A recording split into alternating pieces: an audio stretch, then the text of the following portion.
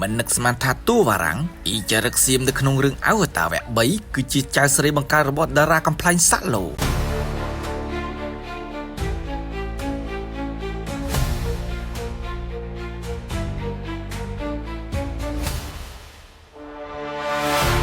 អ្នកណាមិនស្គាល់តួអង្គចិត្តអាក្រក់ឆ្លៀនពៀនគេដូចជាសៀមនៅក្នុងរឿងអវតារ Finance ដែលមានឈ្មោះថាវ៉ារ៉ាំងនោះទូការចាប់អារម្មណ៍លើតួអង្គនេះខ្លាំងមែនទែនដោយសារតែការសម្ដែងពិតជាសមទាំងដំណើរដើរកាច់រៀងការនិយាយស្ដីទឹកមុខគូផ្សំនឹងកាយវិការហុចឲ្យតួប្រុសចិត្តអាក្រក់នោះបានតាក់ចិត្តមនុស្សជាច្រើនឆ្ងល់ថាតើគាត់ជាអ្នកណាតាមពិតនោះអូណាឆាប់លីនបច្ចុប្បន្នមានអាយុ39ឆ្នាំគឺជាចៅស្រីបង្ការរបស់តារាកំប្លែង Shirley Chaplin ដែលខ្មែរភាគច្រើនស្គាល់ថាសាឡូ